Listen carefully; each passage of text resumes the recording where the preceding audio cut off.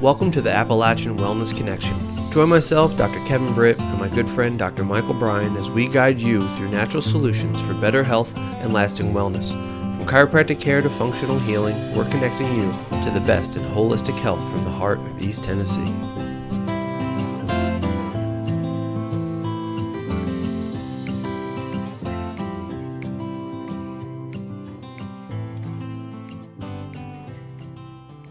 Hey everybody, if you've struggled with chronic pain, inflammation, slow healing injuries, or nerve damage, this episode is for you.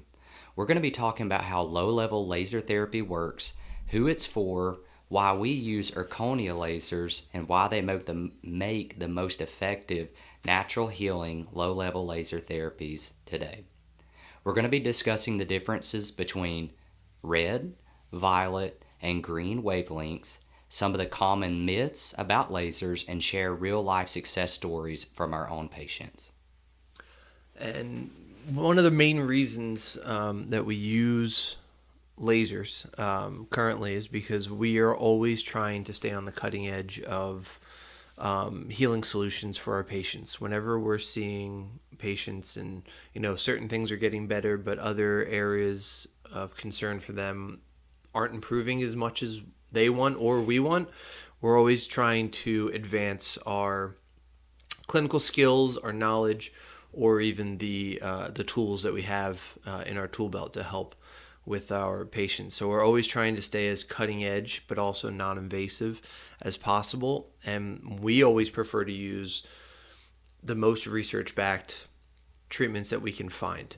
And that's one of the main reasons that we decided to go with low-level laser therapy, primarily from zirconia, because they complement everything else that we do. And, we always say we're chiropractors first, but everything else that we do in the office, it's meant to complement chiropractic and the way we view the body and how it heals and how it functions. And that's why everything else that we do, spinal decompression, neuropathy, functional medicine, shockwave therapy, it all works in conjunction with chiropractic and our philosophy and understanding of how the body works and heals. And low-level laser therapy is no different.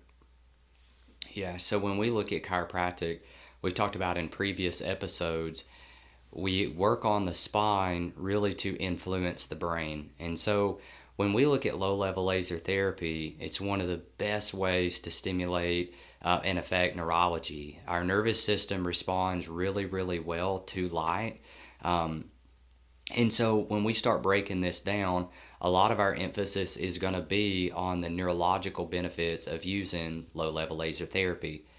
To understand this, we've got to look at some of the basics. And so one of the words that you'll see oftentimes with light is what is the specific wavelength. The wavelength determines the color. And the wavelength is basically just a measure of the size of the wave. And so essentially, longer waves are red, and then the shorter waves are more in that blue and violet, and green is basically in between. Yellow, it's closer to red. Essentially when we look at, things like the sun that's going to have all of those wavelengths, low-level laser therapy is just a specific wavelength or a specific band of that light that we use in the body for very specific purposes. And what we know about light is going to stimulate different tissues a little bit differently, specifically on the mitochondria, and we're going to talk about that a little bit later in the episode. And so when we look at low-level laser therapy, it's going to penetrate into the body. It's going to stimulate the biological steps at the cellular level to reduce inflammation, speed up damage, where damaged tissues are. It's going to speed up that process ultimately. And really what it boils down to is low-level laser therapy is going to work on your energy system. We know that the mitochondria is the powerhouse of the cell, and simply put, if we can create more energy, we can heal quicker. If we don't have enough energy, our body's going to heal slower and slower and slower.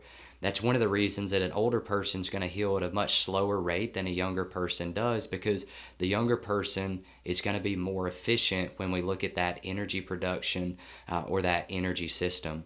And so when we look at that energy system, the currency or the thing that we track there is going to be what's called ATP. It's an energy molecule. And every cell in our body needs ATP to be able to recover. ATP would be like gasoline in your car's engine. If we think about it like that, it would be like the fuel source to some degree. Let's kind of think about it like that. Low-level laser therapy has been shown to increase circulation and oxygenation, which we know is the basis of regeneration.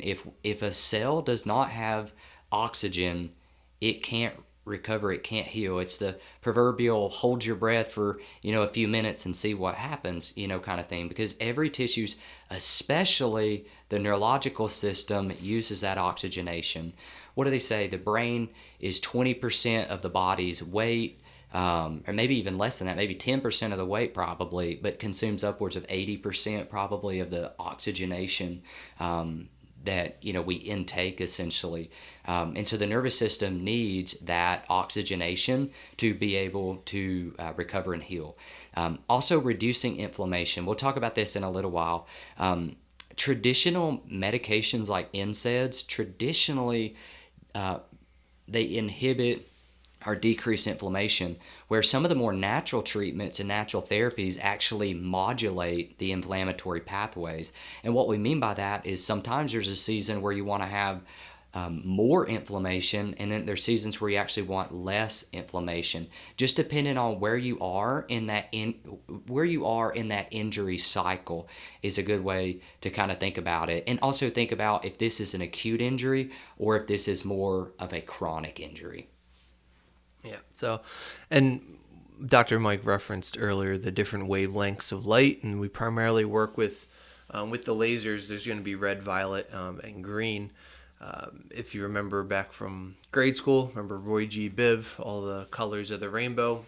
Those are the different wavelengths of visible light, and we primarily work with those. And then sometimes with certain modalities, they can talk about infrared light, which is a little bit higher than just red light, not quite visible to the eye, but primarily with low-level laser, we want to keep it to red, violet primarily, and then green for certain things. And Dr. Mike also referenced the mitochondria and how it produces ATP, right? And ATP is the energy that our body uses. Every single cell of your body uses ATP.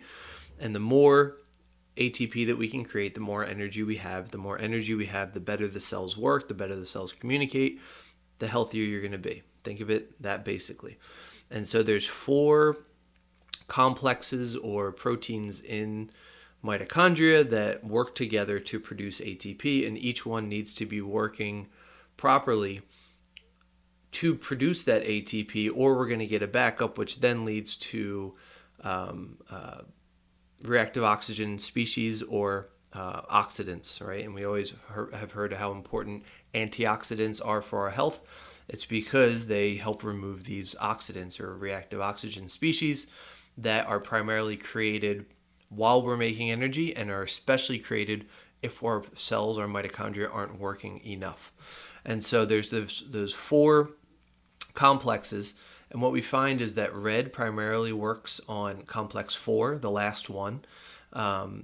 Violet primarily hits on 1 and 2, the first 2, and then green primarily affects the third one.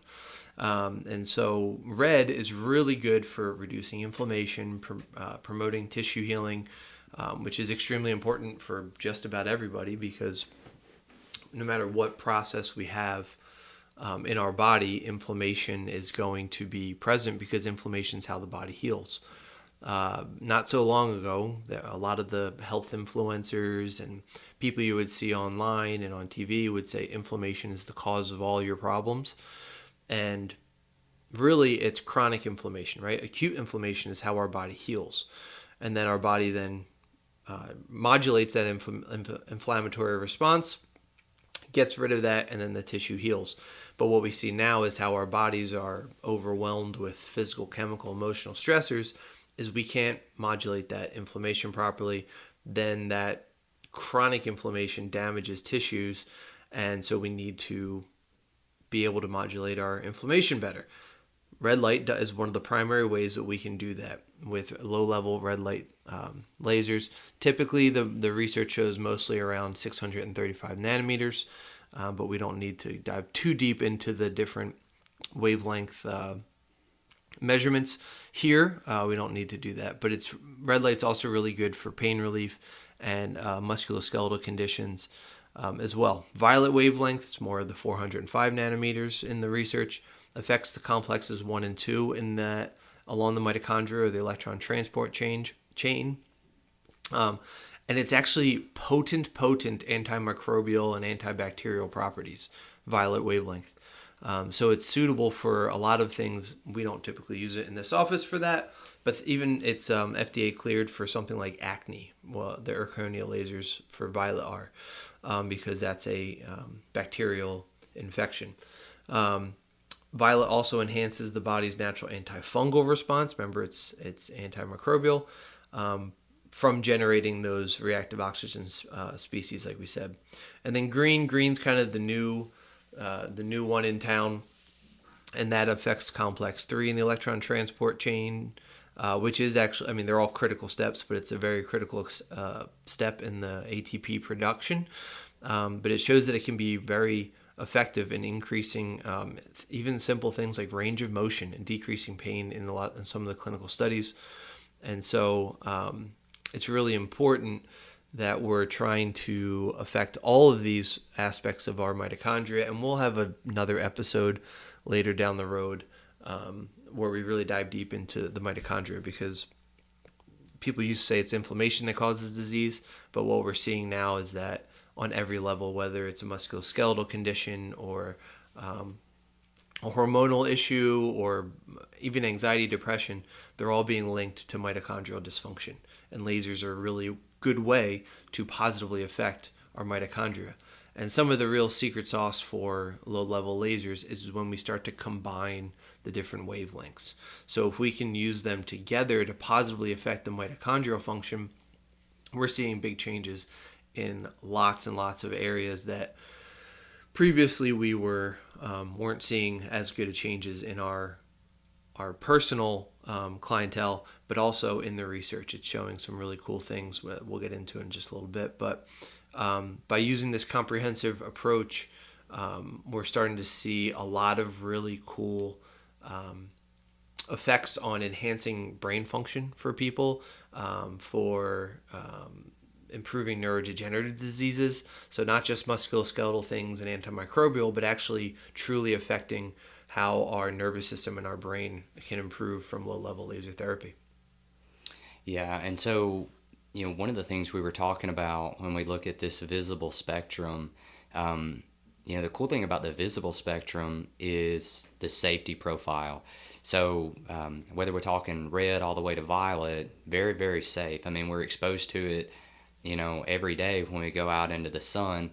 Some of the damaging effects, from the sun, we know, ultraviolet, A, B, and C. And we see ultraviolet, a lot of times we think about, the antimicrobial benefits of using UV light. So whether you're using like an air doctor or, pretty much any air, filter, for your home, one of those whole home systems that go into your, main duct, all of those things are going to use a ultraviolet light source, because that's going to, be antimicrobial, antifungal, anti-mold, even parasitics. I mean, there's so many things that's going to be, used for. But what's really interesting is when we look at the violet is kind of one step in. So you got ultraviolet, and then violet's in the visible spectrum. So violet has similar characteristics as ultraviolet when we look at those antimicrobial, benefits, but it's got the safety profile where the ultraviolet has more DNA damaging effects because it's, stronger. Our body wasn't really made to handle, high doses of ultraviolet light. It is essential, things like vitamin D, we've got to get that, from ultraviolet light as well. But we can easily overdo it because it is, stronger. There's more energy there as well. When we look at what low-level laser therapy is doing, I think it's important to look at it in two ways. I think we look at it, what do we know that it's doing, and what can we observe is changing. And so the cool thing about, low-level laser therapy is you can use it all over the place to treat so many different things. We look at the world that we live in now, where neurodegenerative diseases is kind of like, the big thing that we're seeing now, and they're figuring out ways to be able to integrate that. So they can't necessarily prove all the little details of the mechanisms of actions fully yet, because we've just started doing that research. So I want to kind of be a little bit more broad in this, and we can take this further and further in episodes and things like that. We talk about this idea of inflammation control, and the terminology that's used there is inflammation modulation.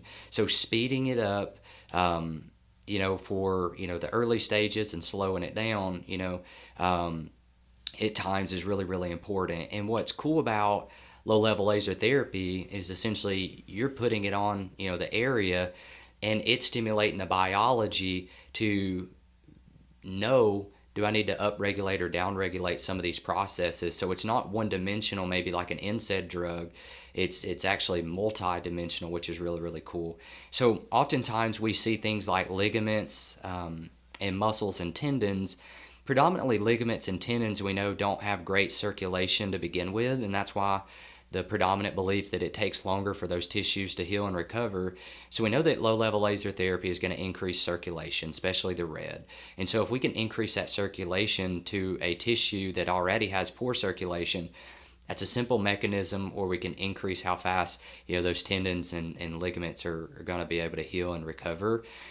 There is pain blocking signals that it's going to act under as well, similar to like the NSAID drugs as well. I'm not super familiar with that, but I believe that's, like in the COX-1 and COX-2 pathways that are going to be, predominantly affected there as well.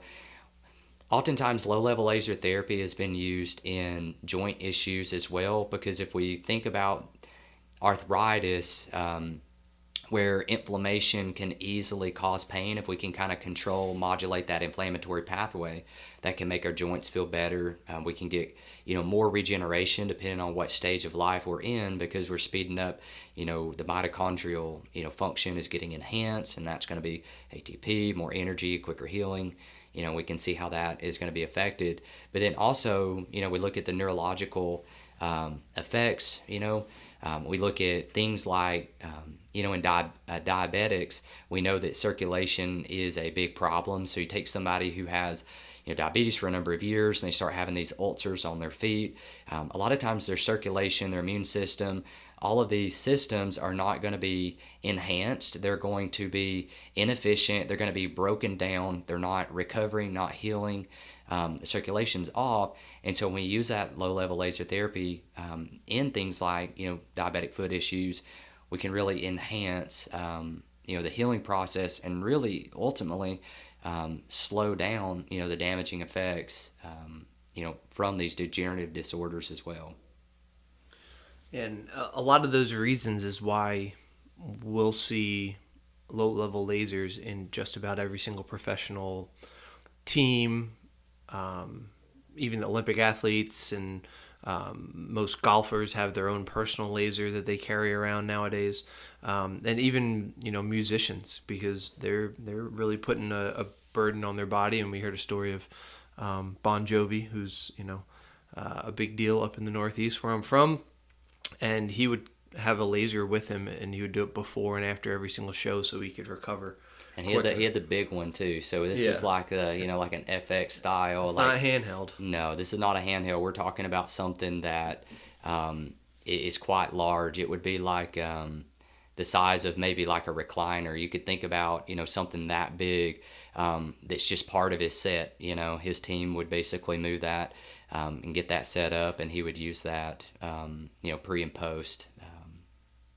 the set and things like that, like Dr. Kevin talked about. Yeah, and so one of the main reasons we went with Erconia, and a lot of those professional athletes do, is because of the clinical trials that they do. When we look at FDA clearances, Erconia holds, I think it's 24 of the 26 FDA clearances that have been given out for low-level lasers, because they put a lot of time and effort and money into all of their clinical trials.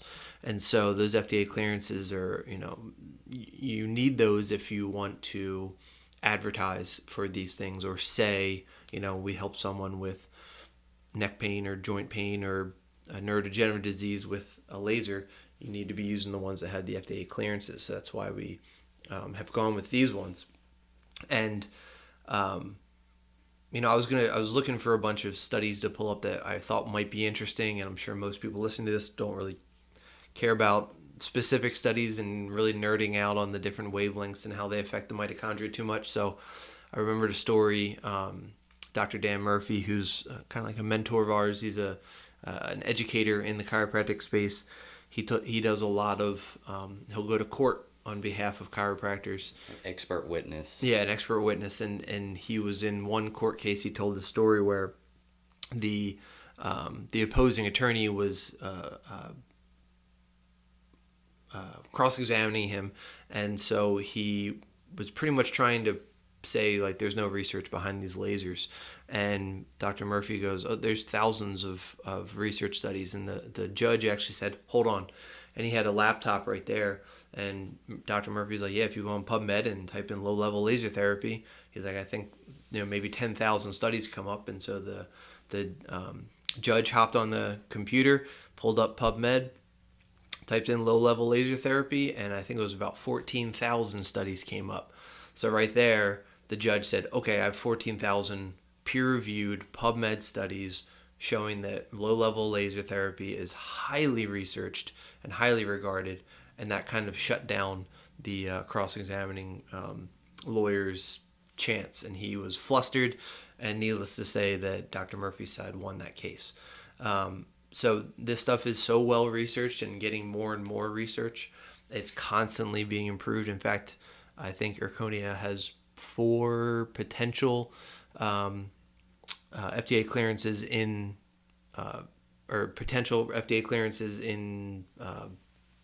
going through the FDA right now on things as interesting as autism. So the research coming out of this is fascinating, and we're really I think we're just starting to scratch the surface of how well these lasers can help with everything else that we do in the office.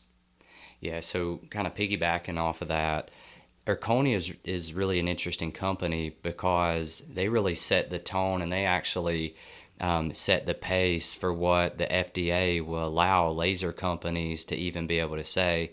We look back, decades ago, low-level laser therapy per the FDA might only be able to say that these lasers can treat a handful of things.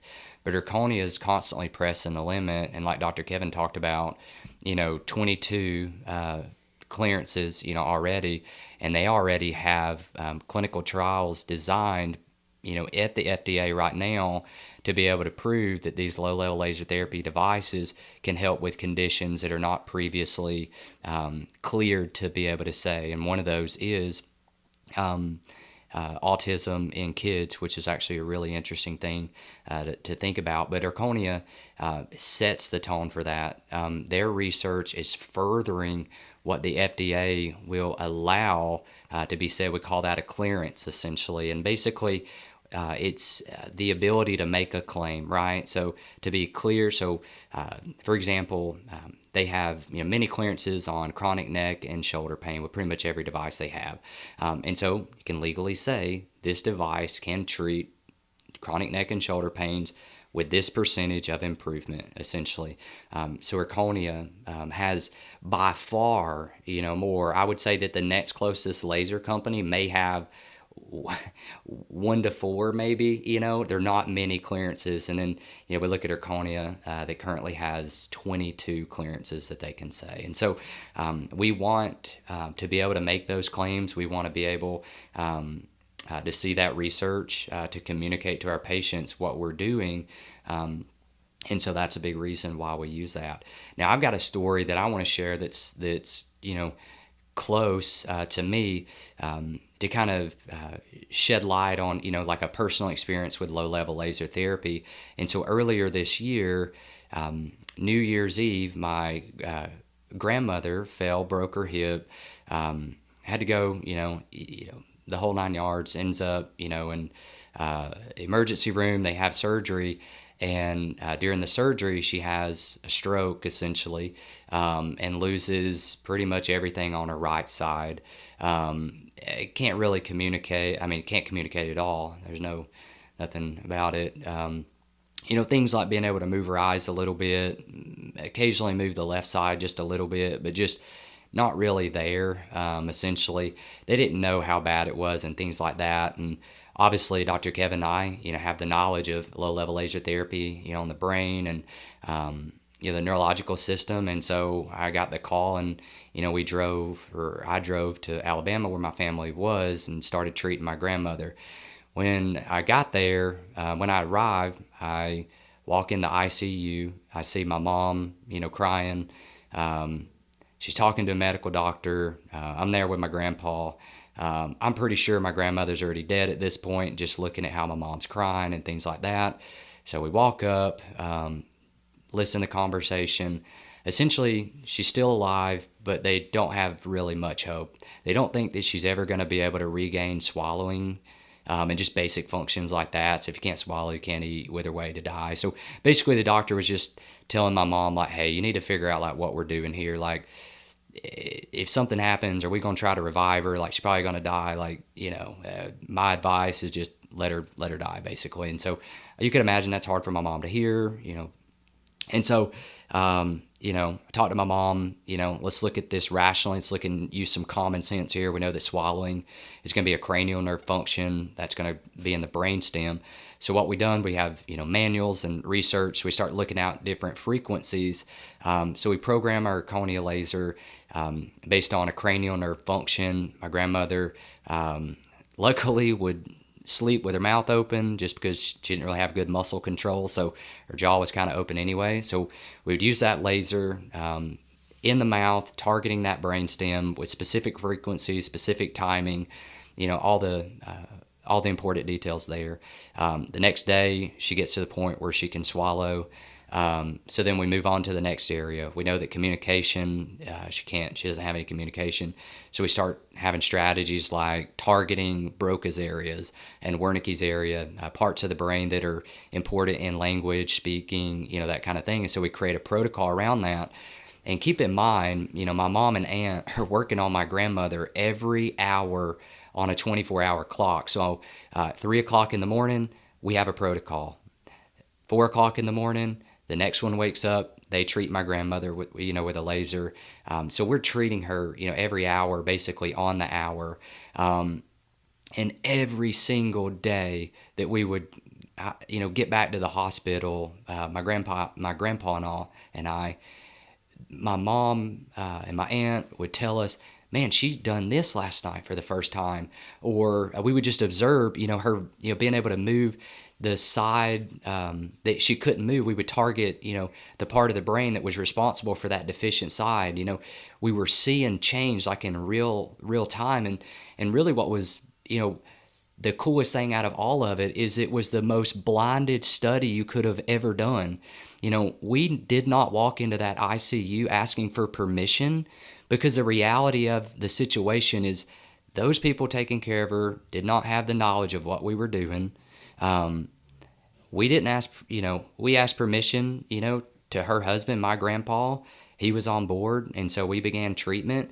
None of the medical staff knew what we were doing. And so every single day when a nurse or a doctor would come in, every single one of them would say, she has made way more progress than what we thought. The nurses would look at the notes and say, Well, I want to encourage you guys, just based on what we see here, she's already made more progress than we expected. She's making quicker progress. She would get moved from the ICU to then, more of a stable room and things like that. So she'd get a new set of nurses. Those nurses would read the notes and they would say the same exact thing. But what they didn't know is that we had a strategy in place where we were working on, upregulating that neurological function, targeting it to specific areas of the brain to get a desired outcome. And so, I think when you put your money where your mouth is, you can see where someone's intention lies. And so I had to bring our laser back to the clinic because, after a while, we're telling our patients, hey, sorry, we don't have it. It's in Alabama, we're using it, on another patient and things like that. That I used my own money and bought a brand new laser so my, grandmother can use low-level laser therapy, every day essentially. And she has up until this point. And, by the grace of the Lord, she was able to walk the other day, this is about 3 months later, she was able to walk 40 feet, partially assisted. And this is a person, that was in a bed, that they said basically, figure everything out, she's going to be dying in the next few days kind of thing. So the power, of low-level laser therapy is real. And being able to see it in a life or death moment is really encouraging. Dr. Kevin and I, when our kids are sick or our kids are going through things, we take these lasers home and we use it on our kids. We use them daily on ourselves.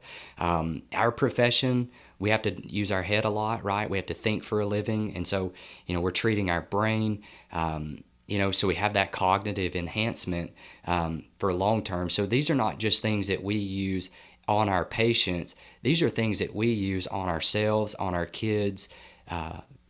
Every single day we're using these things. And so the validity is there. We see the pre and post every single day with these therapies. Well, I don't think I have anything to add to that. That's, we could talk about all the different things that our patients have seen improvements from, but nothing's going to be more powerful than that. And so if that sounds like something that might be able to help you along your path, or you want to learn more about it or have a conversation about, always feel free to reach out to our office, especially if you're in the Northeast Tennessee area. We're in Johnson City. You can visit us at our website. It's integraltn.com. You can find us on social media. Just type in Integral Wellness Company. And if you want to give the office a call, our phone number is 423-299-1895. Other than that, I think we are good to go, and we'll catch you on the next podcast.